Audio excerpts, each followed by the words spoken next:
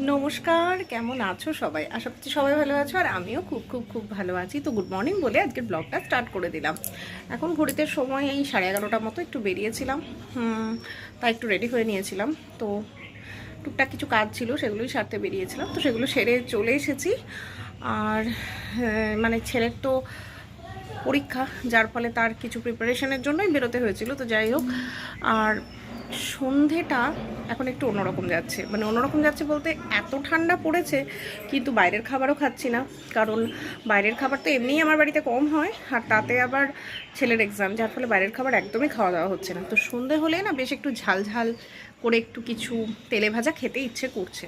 তো বেশি যেটা খেতে ইচ্ছে করছে সেটা হচ্ছে চপ। তো ভাবলাম যে আজকে একটু ঝাল ঝাল করে আলুর চপ বানাবো সন্ধেবেলা। কিন্তু প্রিপারেশনটা আগে থেকে করে রাখি, তা না হলে যেটা সমস্যা হবে, সন্ধেবেলায় সমস্ত প্রিপারেশন করে তারপর যদি খেতে হয় তাহলে খেতে ইচ্ছে করবে না। তাই ভাবলাম যে রান্নাবান্না তো আজকে হয়ে গেছে, তো আজকে প্লেন আলু ফুলকপি দিয়ে মাছের ঝোল আর করলা ভাজা আর ভাত, এই হচ্ছে আজকের মেনু। তো যেহেতু রান্না হয়ে গেছে সেহেতু একটু প্রিপারেশনটা রেডি করে রাখি, তোমাদের সঙ্গেও শেয়ার করি। তারপর সন্ধ্যাবেলা ভেজে গরম গরম চপ খাবো। আর তোমরাও চাইলে বাড়িতে ট্রাই করে দেখতে পারো। তো সঙ্গে থাকো আর দেখতে থাকো। এবার আমি চপের জন্য যে গোলাটা লাগবে সেটা আগে রেডি করে নিচ্ছি। এদিকে নিয়ে নিলাম বেশ কিছুটা ছোলার ডালের বেসন, আর নেব একটুখানি কর্নফ্লাওয়ার।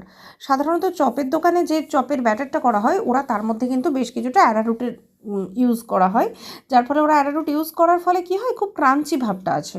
আর খাবার সোডা ব্যবহার করে, তবে খাবার সোডাতে না ভীষণ রকম তেলে ভাজায় তেল টানে, সেই কারণে আমি খাবার সোডাটা সবসময়ই অ্যাভয়েড করি। আমার খুব একটা ভালো লাগে না, আমার কেমন যেন তেল চুকচুকে লাগে, জিনিসটা আমার ঠিক খুব একটা পছন্দ হয় না। আর ওই তেল চিপচিপে খাবারটা আমি খুব পছন্দ করি না, সেই কারণেই আমি সবসময় খাবার সোডাটা কোনো ভাজাভুজির ক্ষেত্রে একটু অ্যাভয়েডই করে যাই।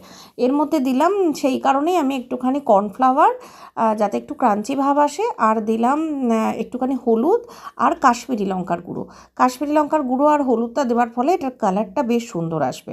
আর অল্প একটু লবণ দিয়ে এটাকে গুলিয়ে জাস্ট রেখে দিলাম। এখন কিন্তু এটাকে ফ্যাটাচ্ছি না, কারণ এটা যদি রেখে দেওয়া হয় না অনেকক্ষণ রেস্টে, তাহলে এটা কিন্তু এমনি এমনি খুব ভালো একটা মানে হয়ে যায় ব্যাটারটা রেডি। তারপরে একটু ফেটিয়ে নিলেই হয়ে যায়, খুব বেশি খাটতে হয় না এটার পেছনে।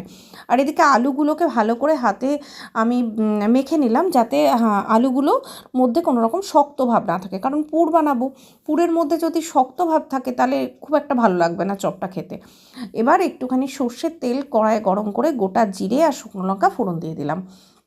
এবার এর মধ্যে দেব আদা আর কাঁচা লঙ্কা বাটা। তোমরা চাইলে আদাটা মিক্সিতে স্ট্রেনারে গ্রেট করেও দিতে পারো। আমার মা কিন্তু গ্রেট করে বা থেঁতো করেও দিতেন, কিন্তু আমার বাটা ছিল তাই আমি বাটা মশলাই ব্যবহার করছি।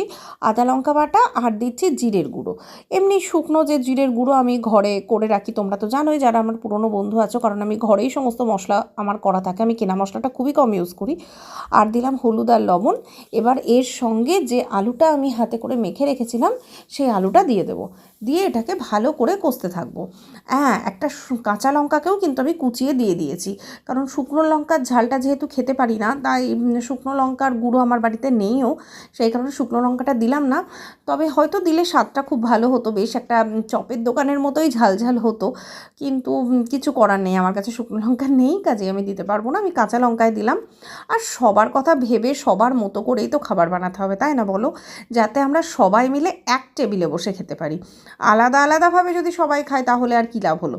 কাজেই একটু কম একটু বেশি এইভাবে অ্যাডজাস্ট করে একটা ব্যালেন্স করে খাবার রেডি করতে হবে, তো আমি সেটাই করে নিলাম।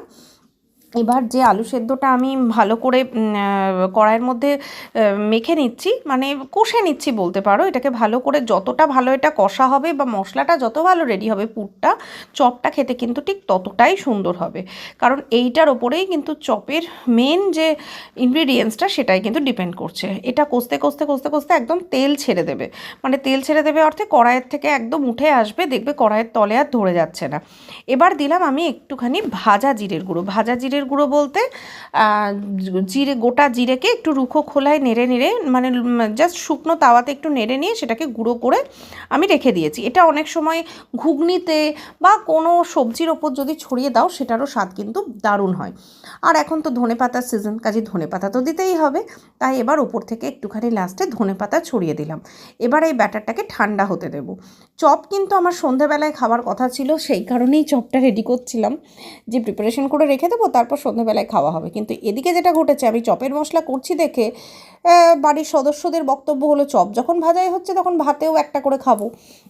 তো সেইটা জন্যই আমাকে কিন্তু চপটা ভেজে ফেলতে হবে। তবে হ্যাঁ, এখন কিন্তু চপ ভাজার জন্য তেল দিইনি।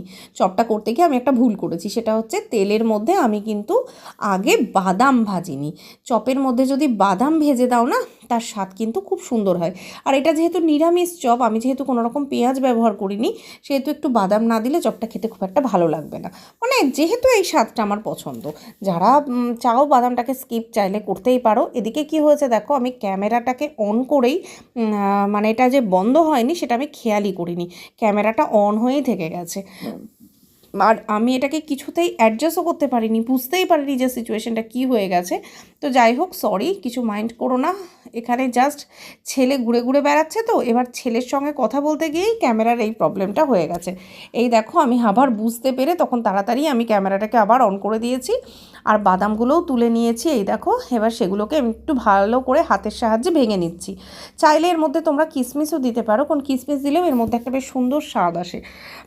আর ওদিকে কড়াইয়ের মধ্যে আমি সর্ষের তেল গরম বসিয়ে দিয়েছি।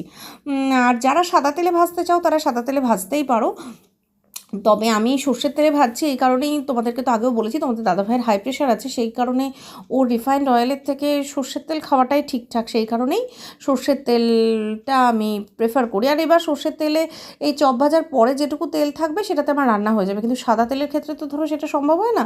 এদিকে দেখো, ব্যাটারটা কিন্তু এইরকম হয়েছে। প্রথমে অনেকক্ষণ রেখে দিয়েছিলাম, তারপর জাস্ট একটুখানি গুলিয়ে নিয়েছি, দিয়ে ব্যাটারের স্ট্রাকচারটা জাস্ট এরকম হয়েছে। আর এদিকে চপগুলো আমি ভালো করে গড়ে নিচ্ছি হাতে করে, কারণ ঠান্ডা হয়ে গেছে। তাই ভাবলাম এক ছাক ভেজেই রেখে দিই, আর সন্ধেবেলা যখন খাওয়া হবে তখন না হয় আর একবার মানে ভাজা তো থাকছেই, জাস্ট আর একবার গরম তেলে দিয়ে ভেজে নিলেই তাড়াতাড়ি কাজটা হয়ে যাবে।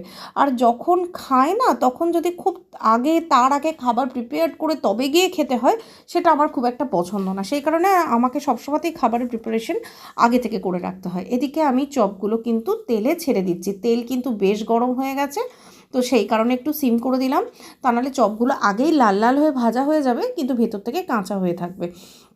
চপগুলো তেলের মধ্যে এপিট ওপিট করে ভালো করে ভেজে নিচ্ছি। আশা করছি তোমাদের এই চপের রেসিপিটা ভালো লাগবে এবং তোমরা বাড়িতে করবে। যারা ইউটিউব থেকে দেখছো তারা তো অবশ্যই সাবস্ক্রাইব করবে, আর যারা ফেসবুক থেকে দেখছো তারা প্লিজ পেজটা ফলো করে দিও, আর লাইক শেয়ার তো করতেই পারো, তাই না? আর অবশ্যই অবশ্যই আমার পাশে থেকেও কমেন্ট করে জানিও তোমরা কে কে এই রেসিপিটা বাড়িতে বানাচ্ছ এবং বানিয়ে বাড়ির লোক কী বলছে। চপ কিন্তু এক পিঠ ভাজা অলরেডি হয়ে গেছে, আর আমি একসঙ্গে অনেকগুলোই চপ ছাড়ছি, কারণ অনেকটাই তেল আছে, অসুবিধা হবে না, আমি ম্যানেজ করতে পারবো। তোমরা যারা ম্যানেজ করতে পারবে না বা অসুবিধা হবে, তারা চেষ্টা করো অল্প অল্প করে দিতে। আর এদিকে আমার এক পিঠ ভাজা হয়ে গেছে, আর একটা পিঠ উল্টে দিচ্ছি। দেখো চপগুলো কেমন ফুলে ফুলে উঠেছে, কি সুন্দর হয়েছে, আর খেতে কিন্তু দারুণ হয়েছিল। তোমাদেরকে ভয়েস দিচ্ছি তাই বলছি, দারুণ খেতে হয়েছিল। তোমরা কিন্তু একটু ট্রাই করে দেখো। আর এর সঙ্গে সন্ধ্যাবেলায় মুড়ি আর চপ আর চা জাস্ট জমে যাবে। এদিকে দেখো চপগুলো কীরকম ফুলে ফুলে উঠেছে, এদিকে দেখো, এই তোমাদের একটা দেখিয়ে দিলাম, চপ কিন্তু রেডি। তাহলে বাড়িতে করে খেও, আর ভালো থেকো, সুস্থ থেকো এবং সাবধানে থেকো।